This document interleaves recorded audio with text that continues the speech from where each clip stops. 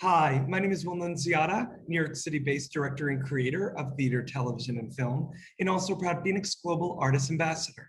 Today, I am thrilled to be speaking with the acclaimed singer-songwriter-actress, ERIN Maya. In addition to what she does individually, she is also the band leader of ERIN Maya and the Reckoning, a 90s influenced alt-rock band. For more on ERIN Maya and The Reckoning, you can read more about all of them below this video. But in the meantime, here is a sneak peek at ERIN Maya and The Reckoning.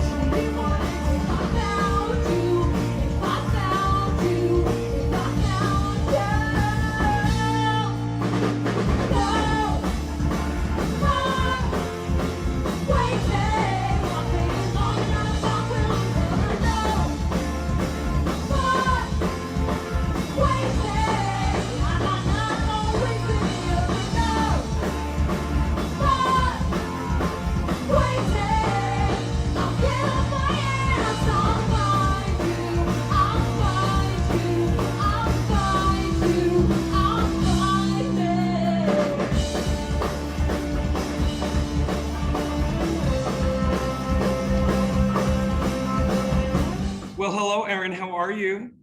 Good. How are you? I'm doing much better speaking with you, and I'm so excited that the audience just got a little sneak peek of you with your Reckoning hat on. ERIN Maya, you are a Renaissance woman. You are in your own right an established singer-songwriter, actress, but as the front woman and band leader of The Reckoning, a 90s influenced alt-rock band, you have such an amazing landscape and well of musical genre within you that you can probably just let out and, a toss of a coin. And I want to know, ERIN, with all of that, where were you born and when did you realize that you had a love of music? Wow, loaded question. Okay. Well, I was born in New Jersey. I have always been a Jersey girl. I love it. New Jersey. And when did I know that I loved music? I mean, I always loved music since I was a kid. I was always singing along to like Whitney Houston and Hart and Melissa Etheridge and all of that. So like that was just constantly ingrained in me. But I guess I always was in theater school. And so that's very much a foundation of me. And when I was in high school, I was like the lead in cabaret, and that sort of was like I want to make a living doing music or theater or either or. And that's sort of been kind of my thing over the last decade and a half is, bouncing back and forth between music and theater. The last 4 years, I kind of took a step away from the New York theater scene that I was very much a part of. And I started to just concentrate on my own songwriting. And that was when I formed the band ERIN Maya and The Reckoning. They are musicians that I was in the wedding band circuit for many years with.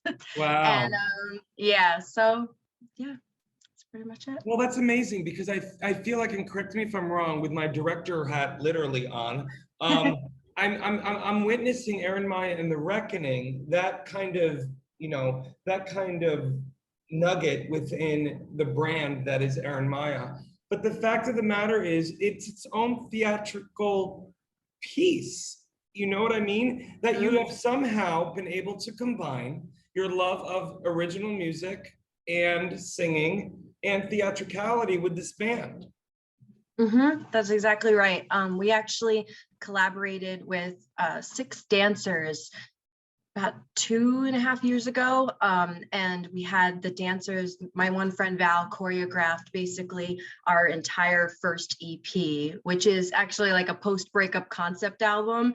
And so we had half the band on the stage, we had the band on half the stage, we had the other half the stage was dancers acting out the songs. So it was kind of a theatrical piece. And actually during the pandemic, what I've taken the time to do is I've been actually writing a musical that kind of spun off of one of the Reckoning songs.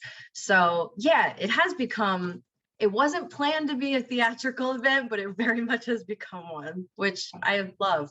So. I love it, Erin. Well, selfishly, being a theater director, I want to know a little bit more about this musical, if you can give us a little exclusive. Of course. So of course it's, you know, alternative rock influenced music because that's what we play. But there's definitely some, you know, musical theater pop in there as well. The story is it's about this woman. She's just found out that she's pregnant. And what it does is it makes her face the reality that she is a donor conceived person and has not known half of her identity her whole life. And so it basically brings her on this journey of trying to find her biological father, her background, all while the time, you know, the clock is ticking before that baby comes. This way her baby doesn't inherit this mystery. It's semi-autobiographical, I will say. I do a lot of donor conceived person advocacy work. The band with our single No More Waiting, which is based off of my story being a donor conceived person. We've gotten a lot of community with the donor conceived community. So yeah, it's really exciting. It's amazing, Erin, that, you know, not only through your band, but also your individual talent as a singer-songwriter through, you know, this musical, that you're able to not only shed light on your beautiful talent, but also shed light on an important topic that I have never seen theatricalized. And I'm thinking about all those boys and girls out there who are going to see your show on The Great White Way and who are going to say, wow, that's me. Yeah, it's never been done before. It's something that is not talked about. A lot of shame is associated with it regarding family and whatnot. So I feel it's really important. Theater and music is the best way to bring light onto subjects that are difficult to talk about. And so that's what I'm trying to do. It's amazing. And then, you know, thank goodness that during this time when obviously as artists, but as people, but also as artists, it's been a time to reflect. You know, I know some artists that kind of just took a 16-month meditative break. Some kind of got to work and felt inspired to create, but whatever that sense of self-care was, you obviously had this story that needed to be let out. And, you know, in moving forward, Erin, you know, as hopefully things start to open up sooner rather than later, is there something you're excited most about just returning to live performance? I mean, obviously just returning to an audience and getting to connect with people again. I miss that so much.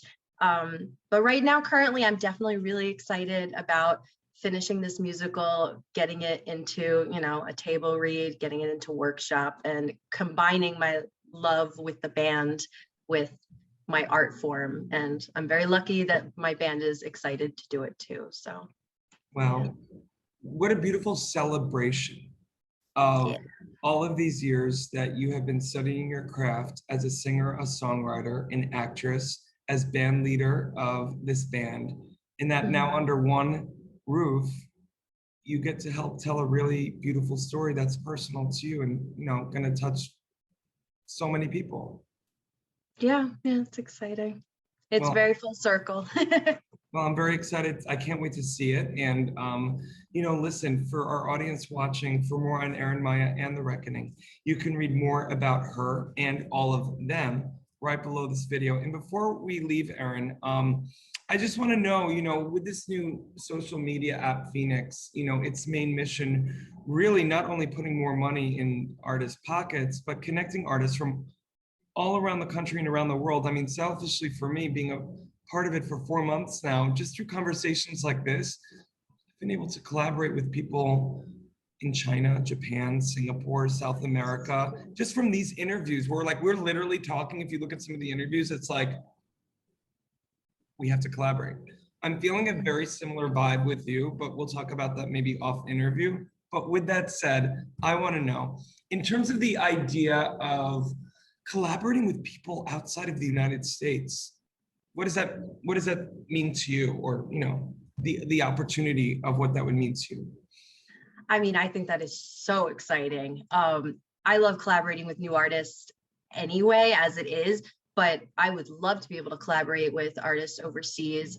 You know, whenever I'm looking at our, you know, our Spotify stats about who's listening to our music around the world, I'm always like so excited to see like Portugal, there's so many hits here, there's so many hits in Brazil, all over. And I'm like, how are these people even finding my music? It's so exciting. So I would love to connect with people, different musicians and artists around the world. That's a really cool thing I've never even thought was a possibility. So awesome. And ERIN, believe me too. And literally, like, you know, I'm on calls 11 p.m. at night because it's 11 a.m. in Japan, you know, working, for example, on an original musical. And it's just so cool, the transcendent power and universality in the language of music. And I don't know, just now more than ever, I feel, and I'm sure you can attest to this as well, now more than ever, we need something that can help connect us all. And what a beautiful thing that music is, that language.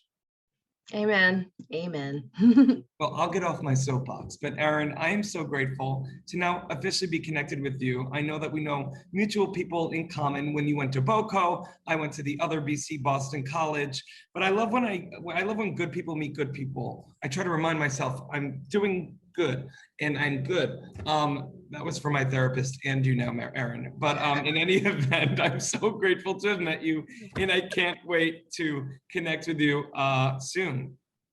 Awesome. So excited. Thank you very much. Thanks, In this ERIN. age, artists and bands struggle to make a living.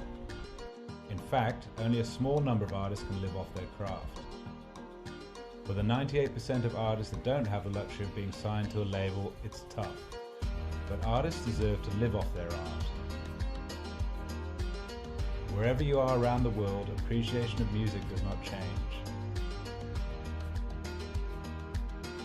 FENIX brings bands and their fans together, whilst allowing bands to properly monetize their passion. The FENIX app will directly connect bands and fans with no need for middlemen. We're utilizing the blockchain to give the power back to the artist once and for all.